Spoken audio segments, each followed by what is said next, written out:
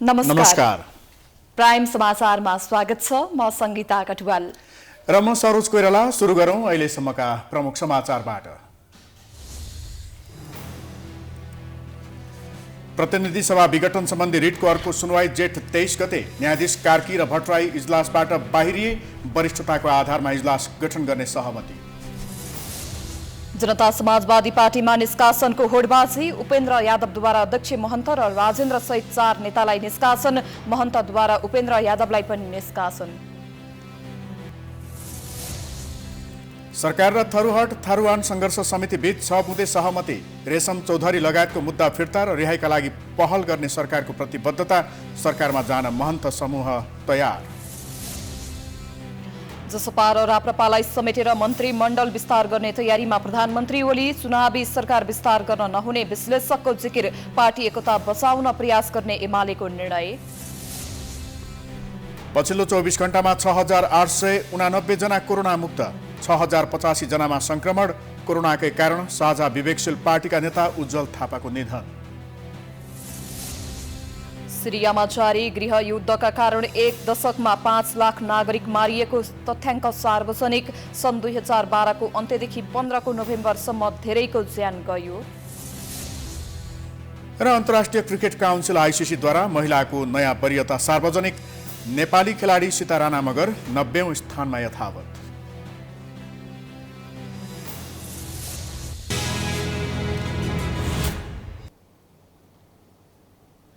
अब समाचार विस्तारमा। प्रधानमन्त्री केपी शर्मा ओलीले संसदको एउटै कार्यकालमा 2 पटक संसद विघटनको रेकर्ड बनाएका छन्। 2077 पुस 5 को विघटन संवैधानिक इजलासको फागुन 11 को फैसलाबाट बदर भए पनि 2078 जेठ 8 को विघटनले वैधता पाउला वा संसद पुनर्स्थापनाकै विगत दोहोरिएला भन्ने चासो सर्वोच्चतिर सोझिएको छ। अब इजलासमा छानिने न्यायाधीशमाथि उठ्ने प्रश्नको समेत निराकरण होला त? एक रिपोर्ट। सरकार गठन सम्बन्धी संविधानको धारा 76 का सबै उपधारा प्रतिनिधि सभाको एउटै कार्यकालमा चाहरेर अनौठो कीर्तिमानी रचेका प्रधानमन्त्री ओलीले संविधानको व्याख्या समेत आफैले गरेर धारा 76 को 4 को तगारो पन्छाए। प्रतिनिधि सभाको सबैभन्दा ठूलो दलको हैसियतमा उपधारा 3 अनुसार प्रधानमन्त्री बनेका ओलीले उपधारा 5 को अभ्यास समेत आफै गरेर दोस्रो पटक प्रतिनिधि सभा विघटन गरेपछि पनि देशको राजनीति 2 धारमा ध्रुवीकृत भएको छ। दल तथा संसदबाटै निकास खोज्नुपर्ने राजनीतिक किचलो यति बेला रिटका रूपमा अदालतमा पुग्दा सबैको ध्यान सर्वोच्च अदालतको संवैधानिक इजलासतर्फ केन्द्रित भएको छ।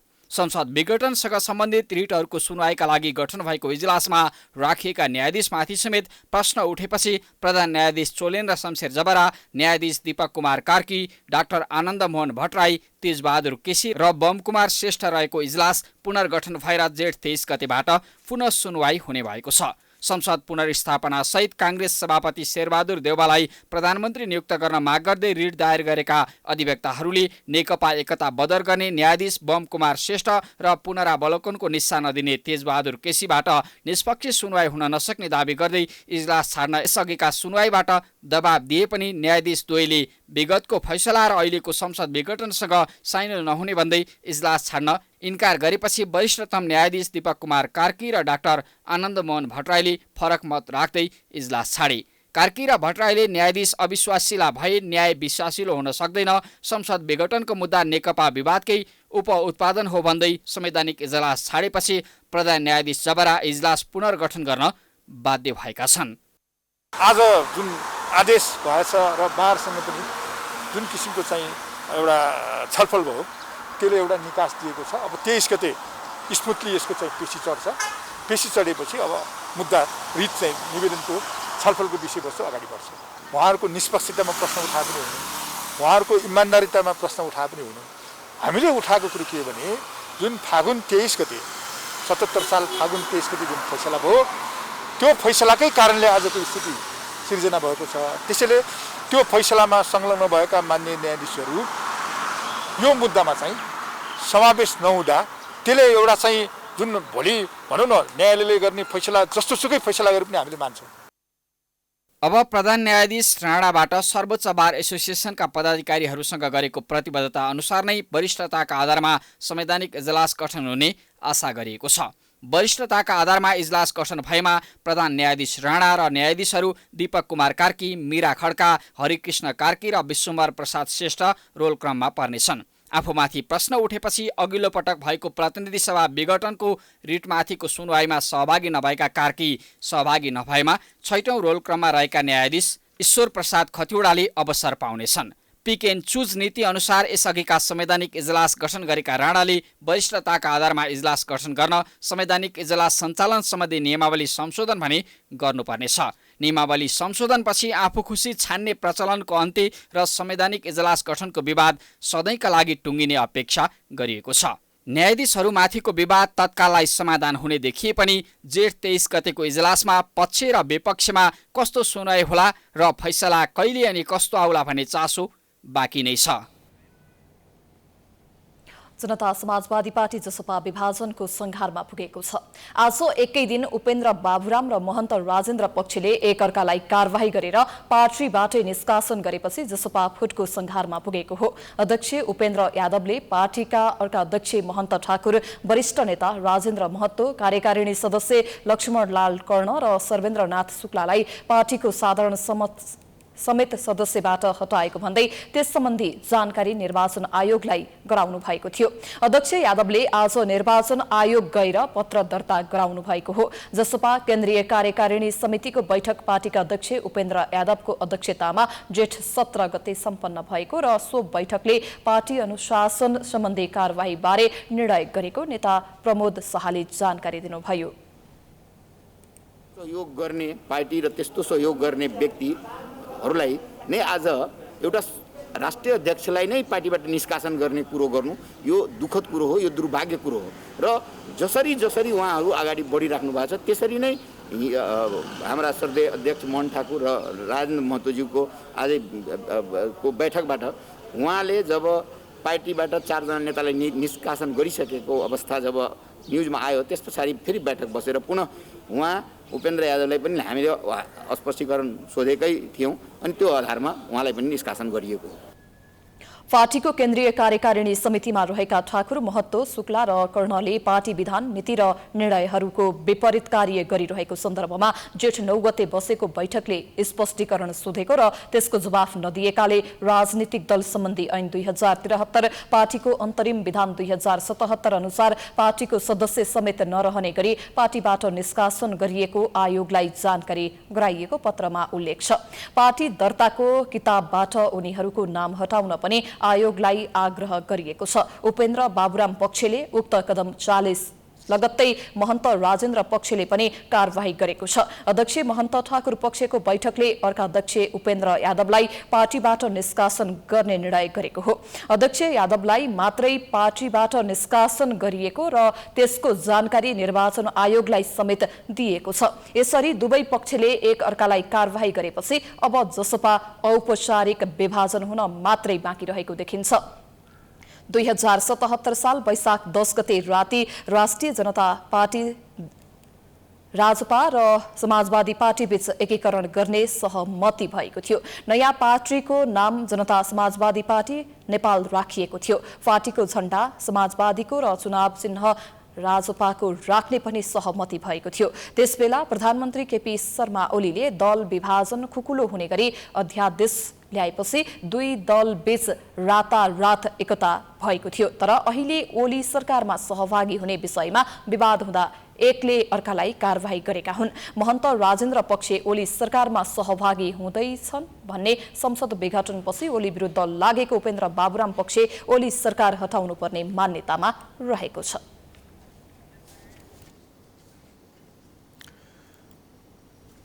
सरकार र थारूवान संयुक्त संघर्ष समिति बीच 6 बुँदे सहमति भएको छ।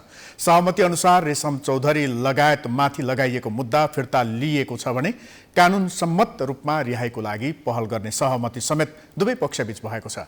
एक रिपोर्ट।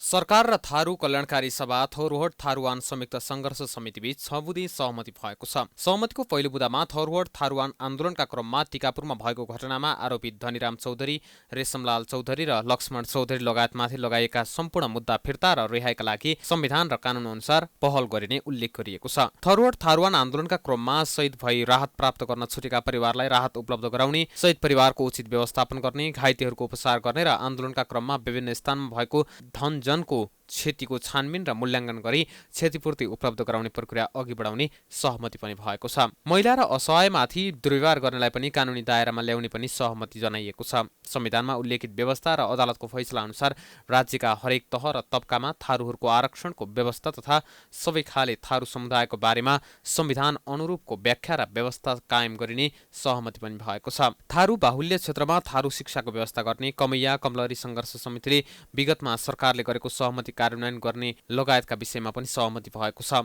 सरकारले 16 चैतमा तत्कालीन गृहमन्त्री रामबहादुर थापा बादलको नेतृत्वमा सरकारी वार्ता टोली गठन गरेको थियो। सरकारी वार्ता टोलीमा प्रधानमन्त्रीका परराष्ट्र मामिला सल्लाहकार डाक्टर राजन भट्टराई र पूर्व सांसद भगवती चौधरी सदस्य थिए।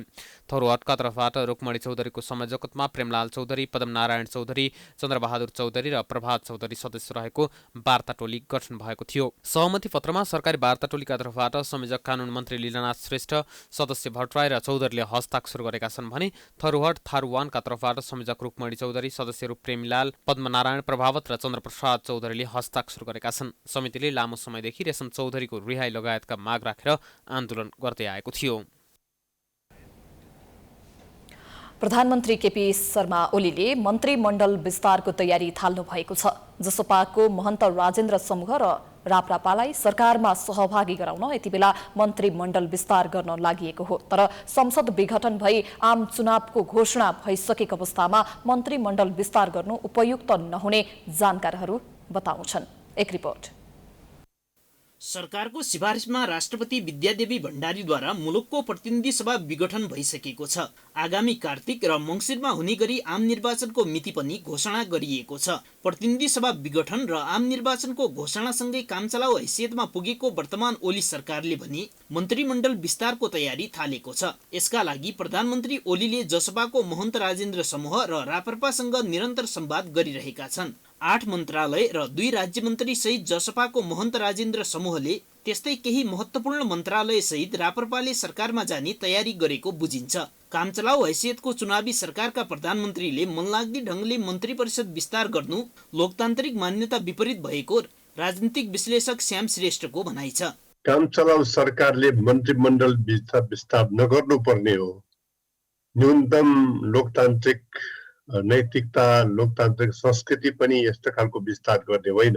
अब अहिले त देशमा यस्तो महामारी भइरहेको बेला छ, त्यो बेलामा मन्त्रीमण्डल त झन् चुस्त दुरुस्त पो पार्नुपर्ने हो। मन्त्रीमण्डल विस्तार गर्नुपर्ने होइन। तर अब केही दललाई खुसी पार्नको लागि, केही दलहरूको समर्थन तान्नको लागि यो खालको विस्तार भएको होला भनेर सम्झन्छु। कोरोना संकटमा चुस्त दुरुस्त तरिकाले काम गर्नुपर्नेमा राजनीतिक स्वार्थको लागि जम्बो मन्त्रीमण्डल बनाउन खोजेको भन्दै प्रधानमन्त्रीको आलोचना भइरहेको छ। महामारीमा आम जनताले अस्पतालमा बेड र अक्सिजन सिलिन्डर नपाएर ज्यान गुमाइरहेको बेला ओली सरकार आफ्नो दायित्व बिर्सेर मन्त्रीमण्डल विस्तारमा लागेको आरोप विपक्षी दलहरूले लगाइरहेका छन्। तर सत्तारूढ पार्टीका नेताहरू सरकार गैर जिम्मेवार भएको र अलोकतान्त्रिक तरिकाले चलिरहेको भन्ने विपक्षी दलहरूको आरोपलाई स्वीकार्न तयार छैनन्। सरकारलाई आफ्नो जिम्मेवारी राम्रोसँग ज्ञात रहेको नेकपा एमालेका नेता खगराज अधिकारीको भनाइ छ। मन्त्रीमण्डल विस्तार अहिलेको आवश्यकता भएको उहाँले दाबी गर्नुभयो। अब त चुनावमा जानु बाहेक अर्को विकल्प भएन। अब यो बिचमा पनि डे टु डे काम त गर्नु छ। 6-7 मन्त्रालय त्यहाँ त्यत्तिकै बाँकी नै छन्, प्रधानमन्त्रीकै मातहतमा छन्, तपाईँले देख्नुभएकै छ। र अहिले पनि हामी सबैलाई समेटेर भरपर्दो विश्वासिलो चुनाव बनाऊ भनेर राष्ट्रिय सरकारको आह्वान गर्नुभएकै छ प्रधानमन्त्रीले। सबै आउनुहोस्, राष्ट्रिय पार्टीहरू आउनुहोस्, स्वतन्त्र सांसदहरू पनि आउनुहोस्, सरकार बनाऊ भन्नुभएकै छ नि त। हामी सरकारमा सहभागी त सबैलाई भनेका छौँ नि हामीले त सबैले हाम्रो विनम्रतापूर्वक आग्रह छ प्रमुख प्रतिपक्ष माओवादी पनि अब सरकारमा भन्ने छ नि हाम्रो त किन अब अरू मात्रै भन्ने। मुलुक कोरोना महामारीले आक्रान्त बनिरहेको र संसद विघटन भई आम चुनाव घोषणा भइसकेको बेला मन्त्रीमण्डल विस्तार गर्नु कुनै पनि कोणबाट उचित देखिँदैन। तर ओली सरकार भने मन्त्रीमण्डल विस्तार अहिलेको आवश्यकता भएको तर्क गरिरहेको छ, जसको क्षति सत्तारूढ पार्टीले आगामी चुनावमा बेहोर्नुपर्ने निश्चित छ। प्राइम टाइम्स टेलिभिजनका लागि प्रकाश जोशी, काठमाडौँ। उपत्यकामा निषेधाज्ञा थप गर्ने बारे मंगलबार बसेको काठमाडौँ, भक्तपुर र ललितपुरका तीनै प्रमुख जिल्ला अधिकारीको बैठक बिना निष्कर्ष टुङ्गिएको छ। निषेधाज्ञा थपबारे कुनै निर्णय नभएको र बुधबार मात्र यसबारे निर्णय हुने बताइएको छ। यद्यपि मंगलबारको बैठकमा जेठ मसान्तसम्म निषेधाज्ञा थप गर्ने बारे छलफल भएको थियो। साथै खाद्य तथा किराना पसल बिहान 9 बजेसम्म खुलाउने बारे छलफल भएको छ। निर्माणसँग सम्बन्धी कार्यमा सहजीकरण गर्ने बारे पनि छलफल भएको छ। साथै आवागमनमा थप कडाई गर्ने पनि प्रमुख जिल्ला अधिकारीहरूको तयारी छ। संक्रमण बढिरहेको र परीक्षण पनि व्यापक रूपमा हुन नसकेको निष्कर्ष निकाल्दै निषेधाज्ञा लम्ब्याउने तयारी भएको हो। कोरोना संक्रमण दर उच्च भएपछि गत वैशाख 16 गतेदेखि उपत्यका लगायत देशका विभिन्न जिल्लाहरूमा निषेधाज्ञा जारी गरिएको थियो।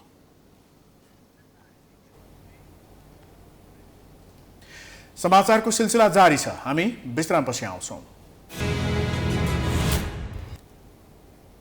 विश्रामपछि स्वागत छ। अब बाँकी समाचार। पछिल्लो 24 घण्टामा देशभर 6085 जनालाई कोरोना संक्रमण पुष्टि भएको छ। कुल 20,165 जनामा कोरोना परीक्षण गर्दा काठमाडौँ उपत्यकामा 1558 जना सहित 6085 जनामा कोरोना संक्रमण पुष्टि भएको छ। काठमाडौँमा 1060, भक्तपुरमा 215 तथा ललितपुरमा 283 जनामा कोरोना संक्रमण पुष्टि भएको छ। यो सहित नेपालमा 5,66,587 जनालाई संक्रमण पुष्टि भएको छ, जसमध्ये 4,54,344 जना संक्रमण मुक्त भएका छन्। मंगलबार 6,889 जना कोरोना मुक्त भएका छन्। संक्रमण मुक्त हुने दर 80.2% पुगेको छ। हालसम्म 7,454 जनाको मृत्यु भएको छ। मंगलबार 68 जनाको कोरोना संक्रमणबाट निधन भएको छ। अहिले 1,07,789 जना संक्रमित आइसोलेसनमा छन् भने उनीहरूमध्ये 97,704 जना होम आइसोलेसन र 7,085 जना संस्थागत आइसोलेसनमा छन्। उपचारमा रहेका मध्ये 1,491 जना आइसियु र 404 जनाको भेन्टिलेटरमा उपचार भइरहेको छ।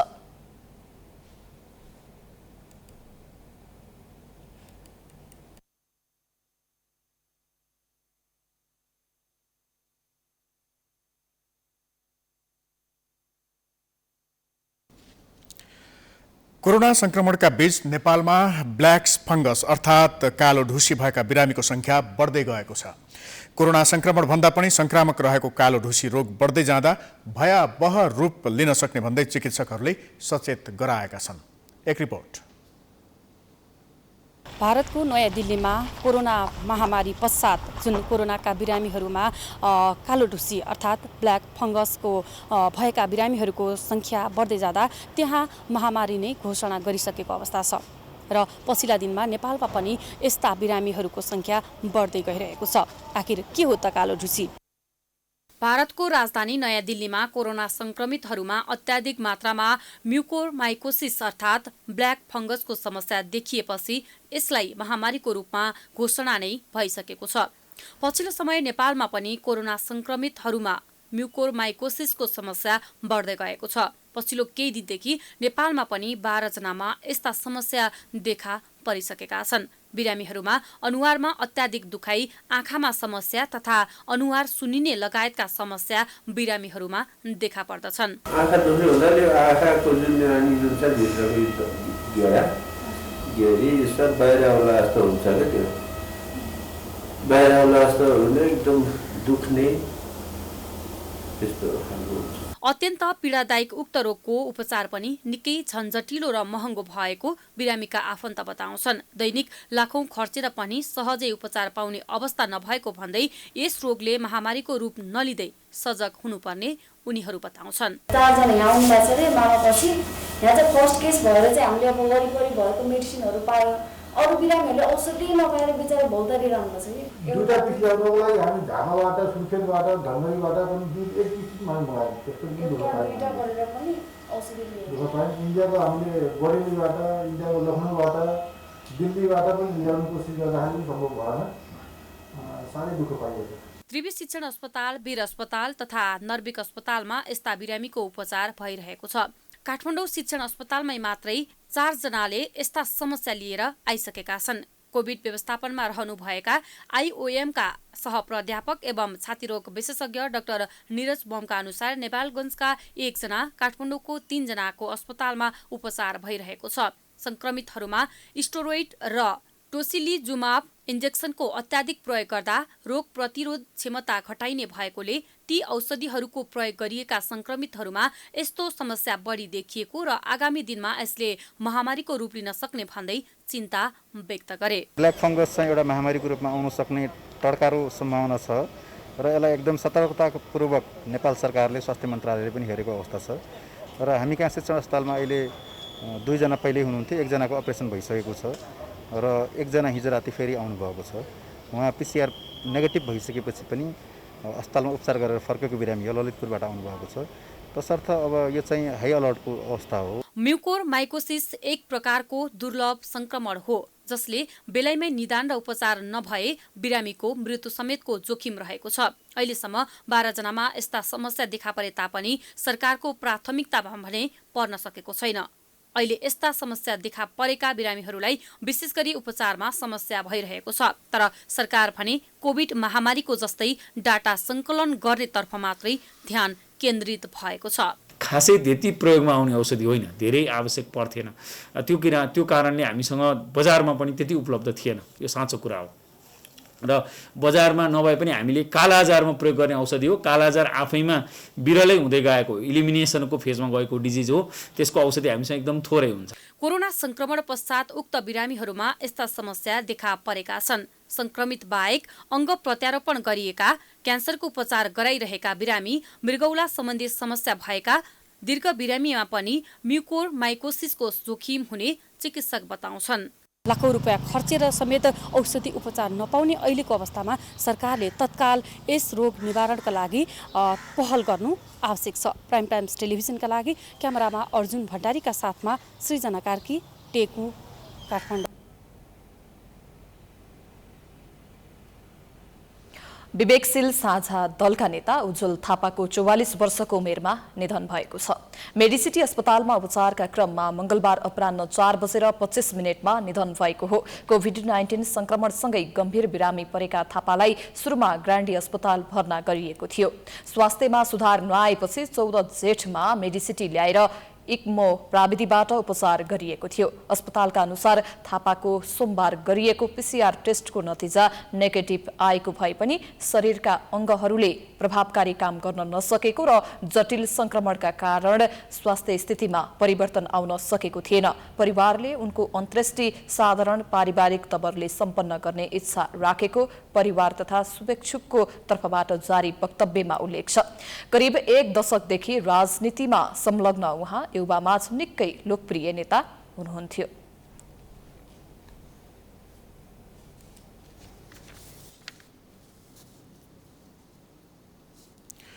चीनले अनुदानमा उपलब्ध गराएको 10 लाख डोज खोप मध्ये 8 लाख मात्रा आज काठमाडौँ आइपुगेको छ। नेपाल वायुसेवा निगमको वाइड बडी विमानले बेजिङबाट उक्त परिमाणको खोप ल्याइपुर्याएको हो।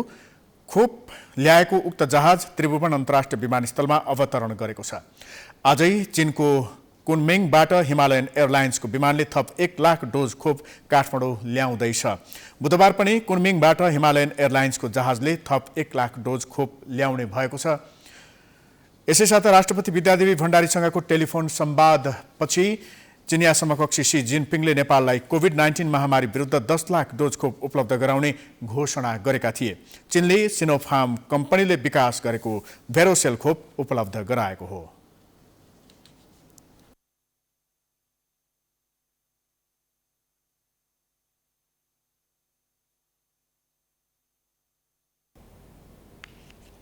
नेपालका चर्चित उद्योगपति तेजेन्द्र खड्काको निधनको आज 13औं पुण्यतिथिको श्रद्धाञ्जली कार्यक्रम सम्पन्न भएको छ। प्राइम टाइम्स टेलिभिजनका संरक्षक समेत रहनुभएका खड्काको जेठ 6 गते निधन भएको थियो। आज टेलिभिजनको प्राङ्गणमा आयोजित श्रद्धाञ्जली सभामा टेलिभिजनका अध्यक्ष ऋषि धमलाले नेपालको उद्योग र सञ्चार क्षेत्रमा खड्काले पुर्याएको योगदानको स्मरण गर्नुभएको थियो। खड्काले देखाएको बाटोमा हिँड्न सके उहाँप्रति सच्चा श्रद्धाञ्जली हुने धमलाले बताउनुभयो। प्राइम टाइम टेलिभिजनलाई नम्बर 1 बनाउने मेरो एउटा सोच छ। त्यो सोच तेजेन्द्र खड्काको। त्यो सोचलाई अब आजबाट हामीले एउटा संकल्प गरौँ, सोचलाई सत्यमै बदलौँ, हामी सबै मिलेर उहाँको सपनालाई पुरा गरौँ। मेरो आग्रह छ। हामीले त्यसो गर्न सक्यो भने मात्रै उहाँप्रति साँच्चीकै एकदम श्रद्धाञ्जलीको पनि हामीले जसरी गर्छौँ नि होइन, आत्मादेखि नै चाहिँ त्यो पुरा हुन्छ। मेरो आग्रह छ। त्यसैगरी टेलिभिजनका महाप्रबन्धक वैकुण्ठ ढुङ्गानाले खड्काको निधनले अपूरणीय क्षति पुगेको भन्दै थप जिम्मेवारी पूरा गर्न सबै एकजुट हुनुपर्ने बताउनुभयो। आदरणीय ईश्वरी म्याम, आदरणीय प्रेम सर, आदरणीय लक्ष्मण सरलाई, त्यसै गरी आदरणीय अध्यक्षज्यूलाई उहाँको जुन सपना साकार पार्नको लागि तपाईँ हामी सबैले आफ्नो क्षेत्रबाट जे गर्न सक्छौँ त्यसमा सबैले तत्चित्त भएर हामी अगाडि बढौँ। हिजोको अवस्थामा सधैँ हौसला प्रदान गर्ने, सधैँ हाँसिराख्ने र नमिठो कुराहरू हुँदाखेरि पनि मिठो तालले पस्किन सक्ने जुन क्षमता तेजेन्द्र शर्मा थियो, त्यो क्षमता अब यो हावासँगै तपाईँ हामीमा त्यो स्पन्दन हुँदै हामीमा छिरोस् र हामीमा त्यो शक्ति आओस्। टेलिभिजनकी सञ्चालिका तथा तेजेन्द्र खड्काकी छोरी ईश्वरी खड्काले बुबाको निधनले आफूहरू शोकमा डुबेको भए पनि आइपरेको जिम्मेवारी वहन गर्दै अघि बढ्ने अटुट गर्नुभयो।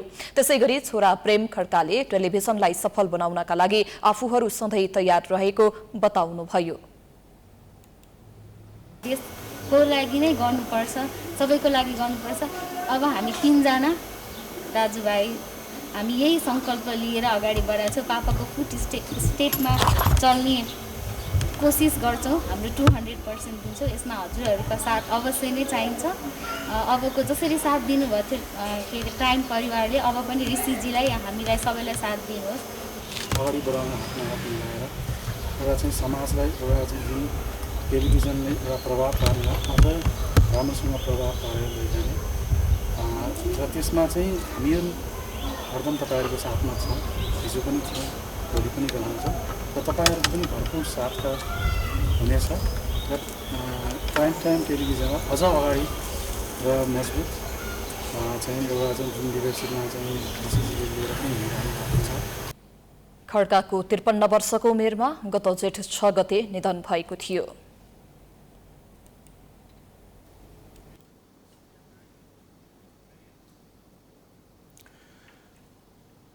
दहचोकमा 300 बेडको कोभिड अस्पताल सञ्चालनमा आउने भएको छ। स्वयम्भू-स्थित मनमोहन मेमोरियल शिक्षण अस्पतालले दहचोकमा कोभिड अस्पताल सञ्चालनमा ल्याउन लागेको हो। मंगलबार स्वास्थ्य मन्त्री हृदय त्रिपाठी र शिक्षा मन्त्री कृष्णगोपाल श्रेष्ठले सञ्चालनमा आउन लागेको कोभिड अस्पतालको निरीक्षण गर्दै आवश्यक स्वास्थ्य सामग्री उपलब्ध गराउने प्रतिबद्धता जनाउनुभयो। स्वास्थ्य मन्त्री त्रिपाठीले कोरोना संक्रमितको उपचारका लागि अस्पताल सञ्चालनका लागि पूर्वाधारको विकास गर्ने बताउनुभयो। त्यस्तै उक्त अस्पतालका लागि अक्सिजन प्लान्ट नै राखिने जानकारी पनि उहाँले दिनुभयो। उहाँले देशभरका 38 जिल्ला अस्पतालमा समेत अक्सिजन प्लान्ट राख्न बजेट पठाइसकिएको बताउनुभयो। 300 बेडको सरुवा रोग अस्पतालको रूपमा विकसित गर्ने, अर्को विकल्प के भने यसलाई सञ्चालनको लागि सदुपयोग गर्नको लागि यसका पूर्वाधारहरूलाई विकसित गर्ने, अक्सिजन ट्याङ्क राख्ने र प्लान्टको विषयमा पनि जिल्ला अस्पतालसम्म प्लान्ट राख्ने। त्यो विभिन्न प्लान्टका विभिन्न क्षमता छन्। ती क्षमता अनुसार जो कहीँ अब 50 बेडको छ त्यो अनुसारको चाहिँ हामीले देशभरि नै अहिले यो बिचमा मात्रै हामी 38 वटा अक्सिजन प्लान्ट देशभरि जिल्ला अस्पतालहरूमा राख्ने चाहिँ हामीले चाहिँ बजेट सुनिश्चित गरिसकेर पठाइसकेको अवस्था छ र उहाँहरू खरिद प्रक्रियामा हुनुहुन्छ। त्यस्तै शिक्षा मन्त्री श्रेष्ठले अस्पतालको माग अनुसार आइसियु सहितको बेड तथा भेन्टिलेटर पनि राखिने जानकारी दिनुभयो। अस्पताल सञ्चालनका लागि सबै आवश्यक पूर्वाधारको व्यवस्था गरिने उहाँले बताउनुभयो। सरकारले सबै सामग्री उपलब्ध गराए। एक साताभित्रै अस्पताल सञ्चालनमा ल्याइने मनमोहन मेमोरियल शिक्षण अस्पतालका कार्यकारी निर्देशक डाक्टर धर्मदत्त सुवेदीले जानकारी दिनुभयो। नेपाल टेबल टेनिस काउन्सिलका उपाध्यक्ष राजेन्द्र दुलालले उपत्यकामा भोकबाट ग्रसित भएका 500 परिवारलाई राहत वितरण गर्नुभएको छ। काठमाडौँको ठमेलका स्थायी बासिन्दा राजेन्द्र दुलाल र उनकी पत्नी समीक्षा दुलालले उपत्यकाको पशुपति क्षेत्र, नयाँ बस पार्क, बालाजु लगायतका विभिन्न स्थानमा गई सर्वसाधारणका लागि आवश्यक खाद्यान्न वितरण गर्नुभएको हो। सशस्त्र प्रहरी बलको टेबल टेनिसका प्रशिक्षक तथा ठमेल पर्यटन परिषदका सदस्य समेत रहनुभएका दुलाल आफ्नो व्यक्तिगत खर्चबाट निषेधाज्ञाको अवधिमा घरमा चुलो पाल्न धौधौ परेका परिवारका सदस्यहरूका लागि चामल, दाल, नुन, तेल लगायतका खाद्यान्न सामग्री वितरण गर्नुभएको हो।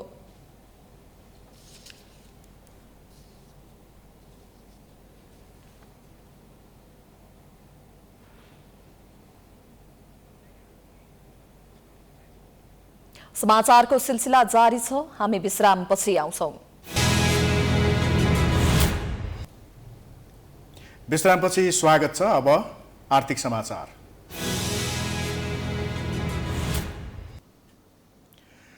सोमबार बसेको मन्त्री परिषदको बैठकले 5 वर्षका लागि G2Gबाट प्रति वर्ष 2 लाख मेट्रिक टन रासायनिक मल ल्याउन पाउने निर्णय गरेको छ।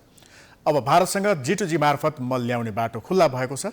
लामो समयको प्रतीक्षापछि मल ल्याउनका लागि बाटो खुल्ला भए पनि यो वर्ष किसानले समयमै मल पाउँछन् भन्ने टुङ्गो चाहिँ छैन। एक रिपोर्ट।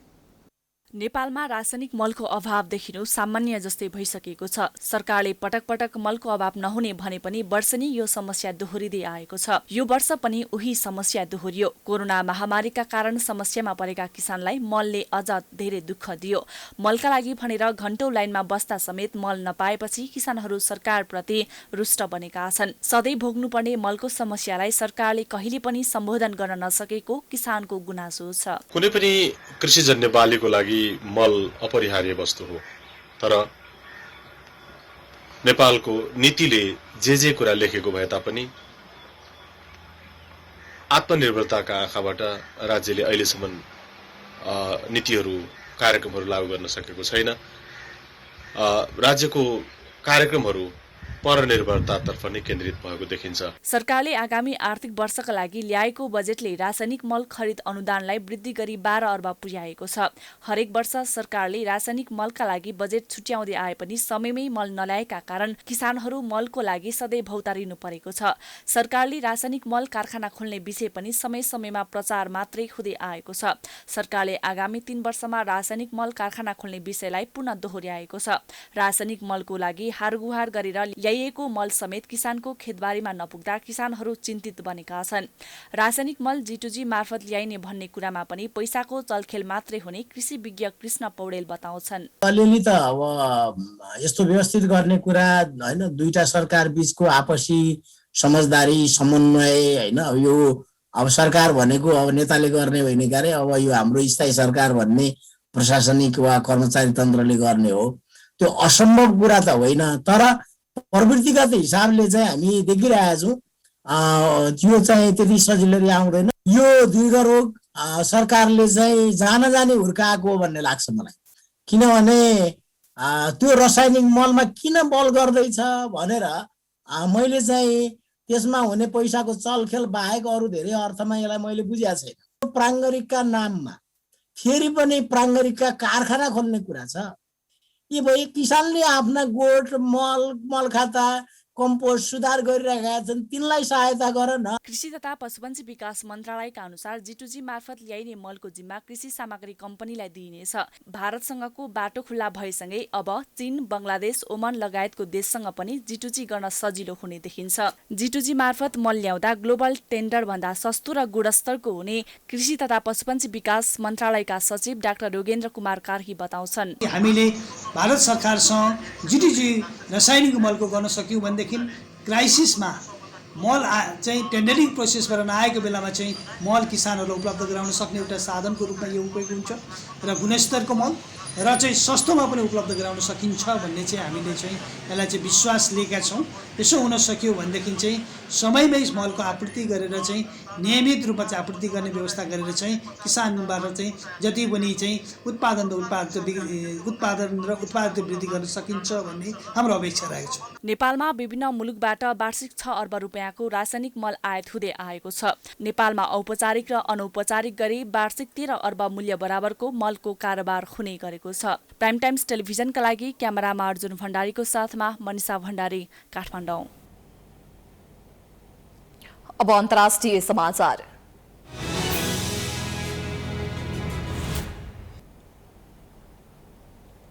सिरियामा जारी गृहयुद्धका कारण 1 दशकमा 5 लाख नागरिक मारिएको पाइएको छ। बेलायत स्थित सिरियन अब्जर्भेटरी फर ह्युमन राइटले मंगलबार तथ्याङ्क सार्वजनिक गर्दै सन् 2011 देखि भएको सरकार विरोधी प्रदर्शनका क्रममा 4,94,438 जनाले ज्यान गुमाएको जनाइएको छ। यसअघि यो वर्षको मार्चमा निकालिएको प्रतिवेदनमा 3,88,000 को मृत्यु भएको उल्लेख थियो। पुनः तथ्याङ्क केलाउँदा थप 1,05,015 जना थपिएको प्रतिवेदनमा उल्लेख छ। सन् 2012 को अन्त्यदेखि 2015 को नोभेम्बरसम्म धेरैको ज्यान गएको अब्जर्भेटरीका प्रमुख रमी अब्देल रहमानले एएफपीलाई बताएका छन्। पछिल्लो समयमा मृत्यु पुष्टि भएकाहरूमध्ये 42,000 भन्दा बढी सिरियाली नागरिक रहेका छन्। अधिकांश जेलमा दिइने यातनाका कारण ज्यान गुमाएका अब्जर्भेटरीले जनाएको छ। सिरियाली सरकारको आक्रमणमा परि 1,59,774 जना नागरिकहरूको ज्यान गएको प्रतिवेदनमा उल्लेख छ। सिरियाली द्वन्द्वमा 68,393 जना जियादीहरूले पनि ज्यान गुमाएको प्रतिवेदनमा उल्लेख छ।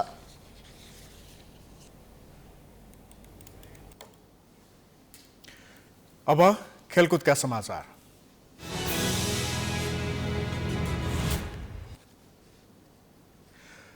अन्तर्राष्ट्रिय क्रिकेट काउन्सिल आईसीसीले जारी गरेको महिलाको नयाँ वरियतामा नेपाली खेलाडी सीता राणा मगर 90औं स्थानमा यथावत रहेकी छिन्। आईसीसीले जारी गरेको नयाँ वरियतामा सीता अघिल्लो वरियतामा नै यथावत रहेकी हुन्। महिलाको विश्व वरियतामा नेपालबाट पर्ने सीता एक्लै खेलाडी हुन्। बायाँ हाते ब्याट्सम्यान सीताले दक्षिण एसियाली खेलपछि अन्तर्राष्ट्रिय क्रिकेट नखेले पनि उनी वरियतामा पर्न सफल भएकी छिन्। महिलाको वरियताको ब्याटिङमा भारतीय खेलाडी शेफाली वर्मा शीर्ष स्थानमा छिन्। दोस्रो स्थानमा अस्ट्रेलियाकी बेथ मोनी छिन् भने सोही देशकी मेग लानिङ तेस्रो र भारतीय स्मृति मानधना चौथो स्थानमा छिन्। यस्तै T20 को वरियतामा नेपाल 14औं स्थानमा यथावत रहेको छ।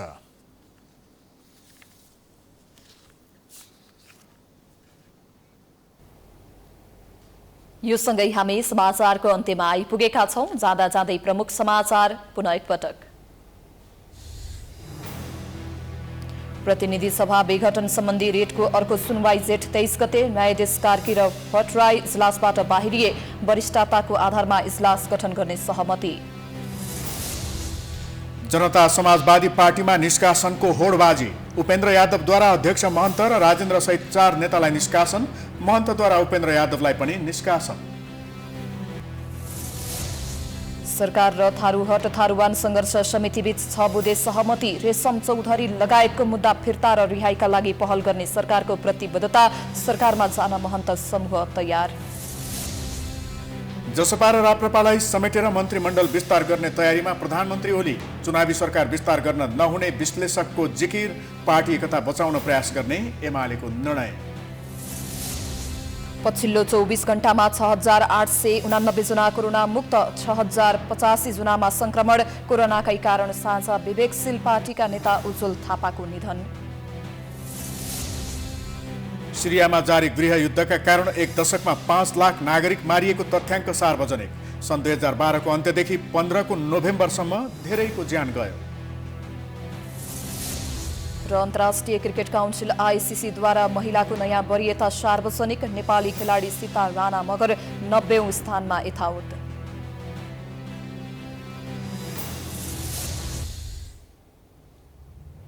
समाचार अहिलेलाई सकियो। यसपछिको प्रस्तुति जनता जान्न चाहन्छन् ऋषि धमलाको साथमा। हेर्दै गर्नुहोला प्राइम टाइम्स टेलिभिजन। नमस्कार।